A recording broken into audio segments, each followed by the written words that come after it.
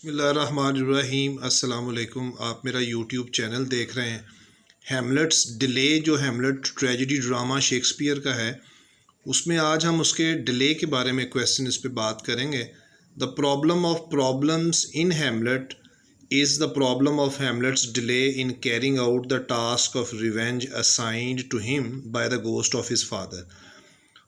Hamlet drama के अंदर मसलों का जो सबसे बड़ा मसला है वो ये मसला है कि हैमलेट का जो डिले है, इंतज़ार करना है इन कैरिंग आउट मुकम्मल करने का द टास्क ऑफ रिवेंज, बदला लेने का जो काम था, असाइन मंसूब किया गया, उसके ज़िम्मे लगाया गया to him by the ghost of his father, जो कि उसके बाप के भूत ने उसके ज़िम्मे काम लगाया था, इस पर तकमील करो। ये सबसे बड़ा मसला उसके अंदर मौजूद है हैमलेट के डिले की सूरत में। There has been a great controversy among the critics के दरमियान बहुत बड़े तजादात हैं। Some of them even refuse to accept that there is any delay. कुछ तो इस चीज़ पे एग्री करते हैं कि इसमें डिले है ही कोई नहीं। The German and American critics are of the view, German और अमेरिकन नकादों का ये ख्याल है that if there is a delay, कि अगर इसमें कोई डिले है, इट इज़ शेक्सपियर्स, ये शेक्सपियर का डिले है एंड नॉट हैमलेट्स, हैमलेट्स का डिले नहीं है। These critics believe that Hamlet goes straight to the mark। ये critics कहते हैं कि यकीन रखते हैं कि हैमलेट बिल्कुल अपने निशान की तरफ जाता है, straight into the heart of the crime, जुर्म के दिल के अंदर, and by no means slowly, और बिल्कुल आहिस्ता से भी नहीं। The preposterous idea that he goes slowly, ये तसव्वुर किया हुआ ख्याल कि वो बहुत आहिस्ता जाता है अपने काम की तरफ, अपने निशान की तरफ, अपनी मंजिल की तरफ, has come to be a settled notion, ये एक पहले से मौजूद तसव्वुर है। Only from the silly desire, जो कि एक बदतमीज़ी और मतलब सिली बेवकूफ़ाना ख्वाहिश है, that he would slay the king over night, के वो अपने जो बादशाह है उसको रातों रात ही स्ले कत्ल कर देगा। This is a mistaken view for, ये एक गलत नज़रिया है। There is enough evidence in the play, drama में काफ़ी बड़ी गवाही मौजूद है टू सजेस्ट, जो ये तजवीज़ करती है that Hamlet does not procrastinate, procrastinate कहते हैं टाल मटोल करना, in following the command of the ghost, यानी पैरवी करने में उस भूत के हुक्म की। He asked the ghost in the closet scene, वो क्लोजेट सीन के अंदर गोस्ट को ये पूछता है, do you not come your tardy sons to child that lapsed in time and passion let go by the important acting of your dread command। ये काफ़ी मरतबा एक्सप्लेन किया गया दूसरे क्वेश्चंस में भी। उससे बात करते हुए कहता है, those who agree that there is a delay, वो जो इस चीज़ पे इत्तफाक करते हैं कि ड्रामा में कोई डिले है, also divided into two groups, वो भी दो हिस्सों में तकसीम है। वन सजेस्टिंग, एक ये तजवीज़ करता है that the delay is occasioned by external factors, कुछ ये कहते हैं कि ये इंतज़ार वजह बनता है बैरूनी फैक्टर्स की वजह से, एंड द अदर, और दूसरे ये कहते हैं that it has its bearing in the Hamlet's personality, और दूसरा ग्रुप ये कहता है कि नहीं, उसकी शख्सियत के अंदर कोई ऐसा पहलू था। To get to a fair conclusion, एक साफ सुथरे नतीजे पर पहुँचने के लिए one has to analyse these divergent views, एक आदमी को देखना पड़ेगा इसके मुख्तलिफ नज़रियात के बारे में कि उसके अंदर डिले था या कि नहीं था। Those who plays the reasons for Hamlet's delay के ऊपर जो वजूहात बयान करने वाले हैं outside his character point of view, जो कि कहते हैं कि उसके किरदार में कोई नुक्स नहीं था, डिले नहीं था।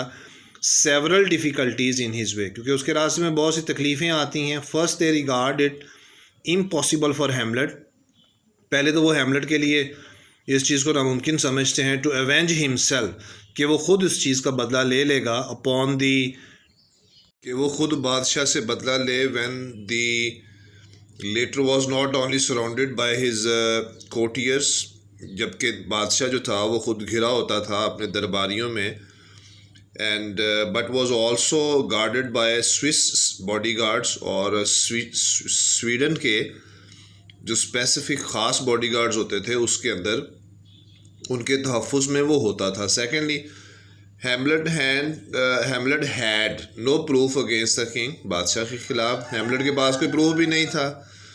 The ghost story as the defence against the murder of the king was nothing, जो भूत की कहानी थी वो एक दफ़ा के तौर पर हैमलेट इस्तेमाल करता था बादशाह का कत्ल करने के लिए, वो कुछ भी नहीं थी। The letter in the English king in which direction were given to the murder, उसके बाद जो हैमलेट के मर्डर का बादशाह ने डायरेक्शंस दी थी वॉज दी फाइनल प्रूफ, वो आखिरी सबूत था। ही रिटर्न क्विकली, वो जल्दी से वापस आता है। But the enemy was too quick for him, लेकिन दुश्मन उसके लिए उससे भी ज़्यादा तेज़ था।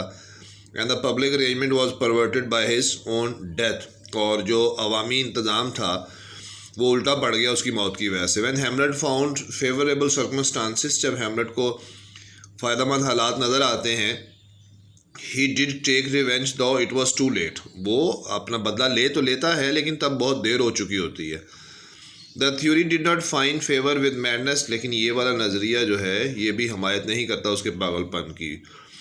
ब्रैडले डिसमिसेस इट, एक क्रिटिक है, और वो इसको रद्द करता है ऑन द ग्राउंड, इस वजह पर that Hamlet nowhere refer to the external difficulty, हैमलेट कहीं भी हवाला नहीं देता रिफ़र किसी बैरूनी तकलीफ़ का, मुसीबत का। Rather he asserted a number of times, बल्कि उसने ज़ोर दिया है कई वक्तों पर, कई मौक़ों पर, that he could obey the ghost, कि वो भूत की रहनुमाई या भूत की फरमाबरदारी कर सकता है। ये कुछ थीरीज़ हैं, इसमें से ये वाली थीरी नंबर 1 वाली हम ड्रॉप करेंगे, सेकंड वाली भी ड्रॉप करेंगे क्योंकि it increase the length of the assignment.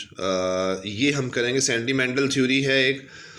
To Goethe, Hamlet is a beautiful pure and the most moral nature. Goethe के नज़दीक हैमलेट बड़ा खूबसूरत, पाकीज़ा और अखलाकी फितरत रखने वाला है। Without the strength of the nerve, उसकी नसों में इतनी ताकत नहीं है विच मेक्स अ हीरो, जो उसको हीरो बनाए। Who therefore sinks beneath a burden, तो बस इस वजह से वो एक ऐसे बोझ तले चला जाता है, डूब जाता है। Which it can neither bear, जिस वज़न को ना वो बर्दाश्त कर सकता है, नॉट थ्रो ऑफ, ना ही उसको उतार सकता है। He says the time is out of joint o cursed spite, इस लाइन को एक्सप्लेन किया जा चुका है काफ़ी मरतबा पहले भी, लेकिन इसमें वो भूत से कहता है कि वक़्त अभी मुनासिब नहीं है। That ever I was born to set it right, the theory does not reflect Hamlet properly. For such a Hamlet, ऐसे हैमलेट के लिए one can have only pity, तरस और रहम दिल में आता है, मिंगल्ड विद कॉन्टेम्प्ट, जिसमें मिली हुई हो नफ़रत। And he is not fit to be a hero of tragedy, और वो ट्रेजिडी का हीरो मुनासिब तौर पर दिखाई नहीं देता। ये भी एक थीरी है, इसको भी देखते हैं। The weakness of will theory, यानी कि उसकी मर्ज़ी में इतनी ताकत नहीं होती, उसकी इरादे में इतनी कुव्वत नहीं होती, ये भी एक नज़रिया है। College suggest that Hamlet has an innate quality. ST. College ये तजवीज़ करता है कि हैमलेट में एक पैदाइशी खूबी है, द इनएबिलिटी टू एक्ट, और वो क्या है कि वो अमल करने की सलाहियत नहीं रखता। द टेंडेंसी टू प्रोक्रास्टिनेट, उसमें एक रुझान है कि वो चीज़ों को प्रोक्रास्टिनेट करता है, टाल मटोल करता है। एंड द फाउंडनेस फॉर इंटेलेक्चुलाइजिंग एवरीथिंग, और हर चीज़ को जहानत परस्ती के ज़ुमरे में ले जाता है, इंटेलेक्चुलाइजिंग everything.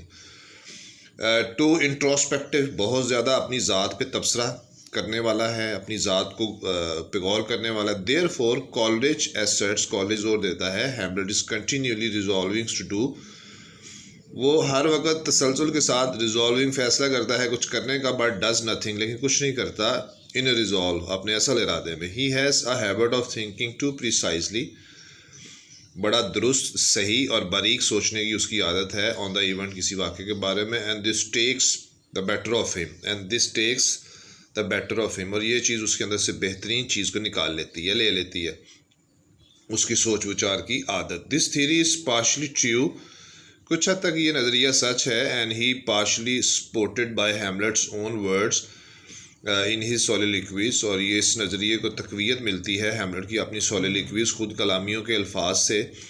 And it is confirm by contrast between Hamlet and Laertes and Fortinbras, Fortinbras, Laertes और हैमलेट के किरदारों में जो कंट्रास्ट है उससे ये बात तस्दीक होती है। Still the theory leaves much unexplained, ये नज़रिया मज़ीद एक्सप्लेनेशन की ज़रूरत है।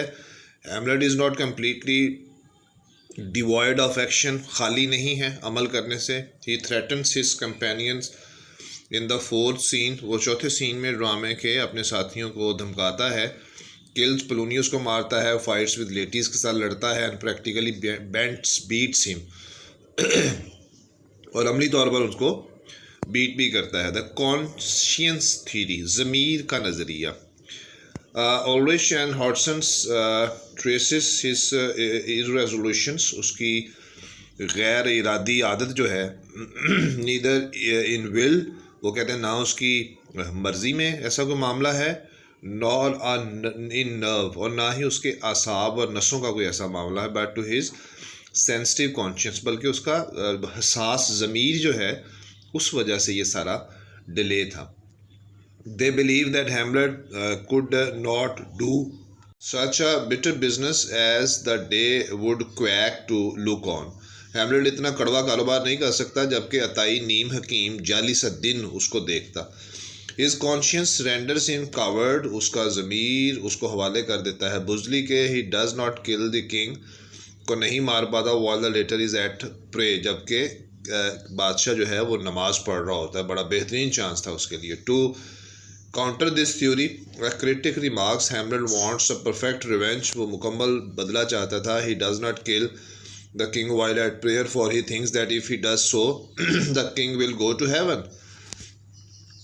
हैमलेट सोचता है कि नमाज के दौरान अगर उसने बादशाह को मारा तो वो तो सीधा जन्नत में चला जाएगा. द melancholy theory, उदासी का एक नज़रिया ये भी है इसके बारे में. Bradley suggests that the direct cause of Hamlet's delay was a state of mind थी उसकी. इसके डिले में quite abnormal, जो बिल्कुल एबनॉर्मल दिखाई देती है, and induced by special circumstances, और ख़ास हालात से उकसाते हुए वो ऐसा करता है. स्टेट ऑफ प्रोफाउंड मेलैंकली, एक आलम फाजल, प्रोफाउंड कहते हैं बड़ी जहानत वाली, मेलैंकली उदासी, और एक्सेसिव और कसरत, एक्सेसिव ब्रूडिंग, बहुत कसरत के साथ गौर व फिक्र करना. That made him to upset, जो उसको बड़ा अपसेट कर देता है. टू डू एनीथिंग, किसी चीज़ को करने में. Bradley modifies Coleridge intellectual theory, Bradley ने मॉडिफाई, थोड़ी तरमीम की है कॉलरिज के जहानत प्रस्ती के नज़रिए में, अ लिटल, थोड़ी सी, and accounts for his delay,